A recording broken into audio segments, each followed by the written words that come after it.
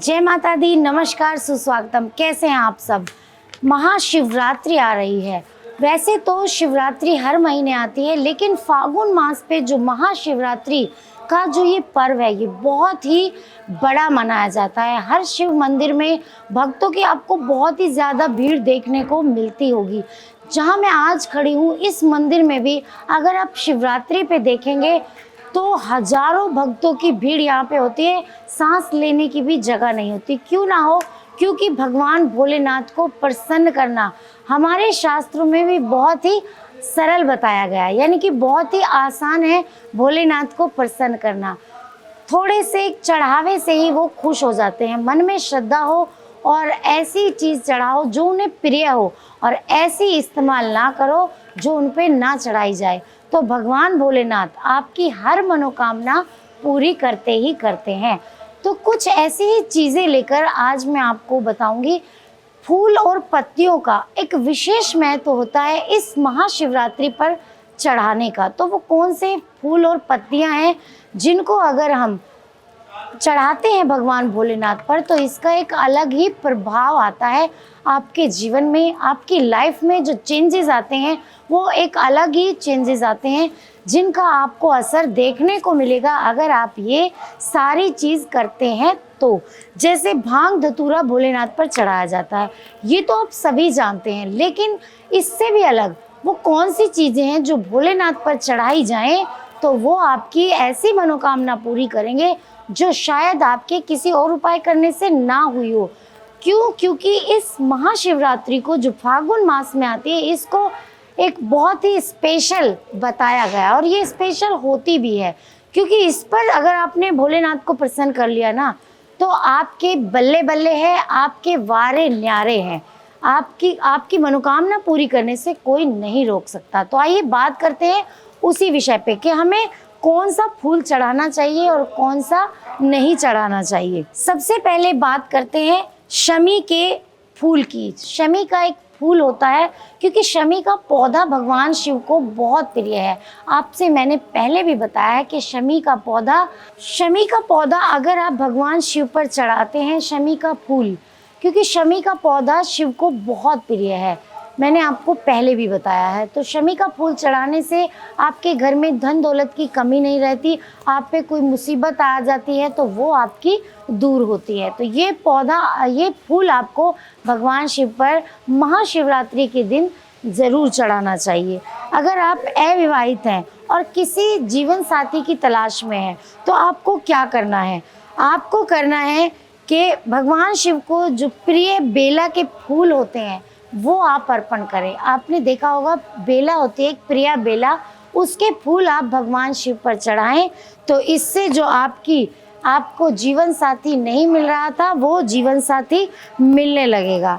अब बात करते हैं हम बात कर रहे हैं कि आपको क्या चढ़ाना चाहिए, कौन सा फूल और पत्ती चढ़ाने से भगवान शिव खुश होते हैं। अलसी के फूल अगर आपने नहीं देखे तो अलसी के फूल होते हैं, उनको चढ़ाने का भी भोलेनाथ पर विशेष महत्व है। शास्त्रों के अनुसार ऐसा बताया कि अगर इस फूल को शिव पर अर्पित करने से आपके जो पुराने पाप हैं वो बहुत हद तक दूर होते हैं। यानी कुछ आपसे जाने अनजाने में कोई गलती हुई है तो वो भी आपकी भोलेनाथ माफ़ कर देंगे। जो अलसी होती है उसके फूल आप भगवान भोलेनाथ पर शिवरात्रि के दिन ज़रूर चढ़ाएं। लाल व सफ़ेद आंकड़े के फूल, अगर इन फूलों को, जो आंकड़ा आपने देखा होगा बहुत ही कॉमन होता है ये फूल, लाल और सफ़ेद आंकड़े के फूल अगर आप भोलेनाथ पर चढ़ाते हैं, इसे मदार का पौधा भी कहा जाता है। अगर आपको नहीं मालूम तो बता दूं कि ये मदार का पौधा भी कहते हैं। तो इसको चढ़ाने से आपको मोक्ष की प्राप्ति होती है। देखो कितनी छोटी सी चीज़ है, और भगवान अगर भोलेनाथ पे आप चढ़ाते हैं तो मोक्ष बहुत बड़ी बात है। आपको पॉजिटिविटी मिलती है, आप अपने जीवन के बारे में सकारात्मक सोच उत्पन्न करते हैं, जिससे आप ध्यान करेंगे, योग करेंगे, आपको मोक्ष की प्राप्ति होती है अगर ये आप लाल और सफ़ेद आंकड़े के फूल शिवरात्रि पर चढ़ाते हैं तो। आपको सुख समृद्धि की भी प्राप्ति होती है। अगर इस शिवरात्रि पर अगस्त्य के एक फूल होते हैं, आप गूगल पे सर्च करेंगे तो ये आपको मिल जाएगा।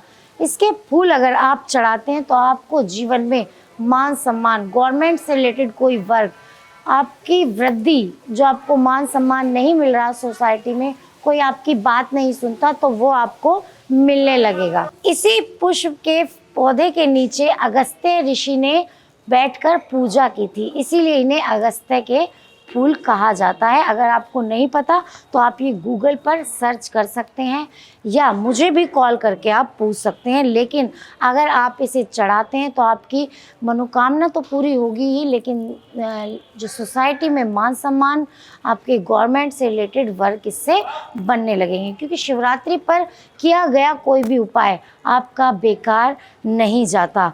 अब बात करते हैं हार श्रृंगार के फूल की।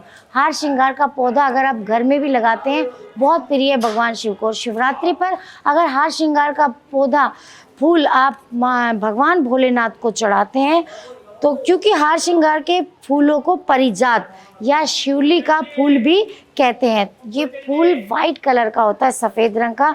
इसमें एक नारंगी रंग की डंडी होती है। रात को खिलने वाले फूल महादेव को अर्पित करने से जो आप लोग हैं वो आपके सुखों में वृद्धि होगी, अगर आप ये हार श्रृंगार का फूल भगवान शिव पर चढ़ाते हैं।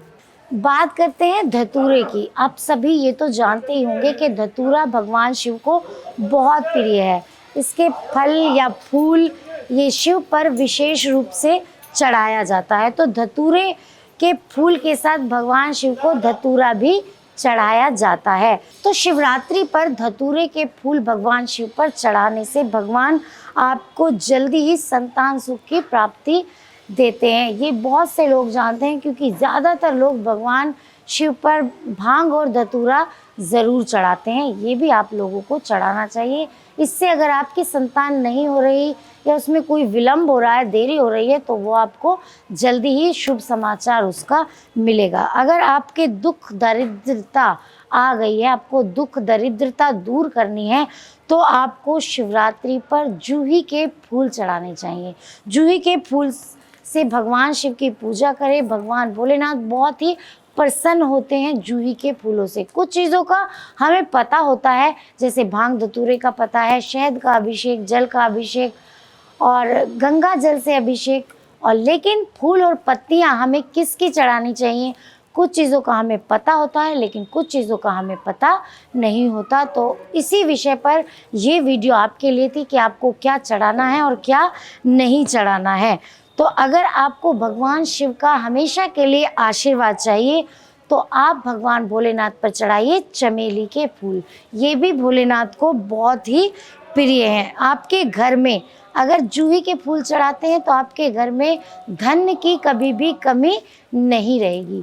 तो ये थी आज की जानकारी कि भोलेनाथ पर क्या चढ़ाएं और क्या ना चढ़ाएं। जो भी आप कार्य करें अच्छे से करें, सावधानी से करें, क्योंकि पूजा में कोई भी अड़चन अगर आती है, कोई भी बाधा अगर आती है, तो आपकी वो मनोकामना जिसके लिए आप वो कर रहे होते हैं मन में रख के, वो पूरी होने से रुक जाती है।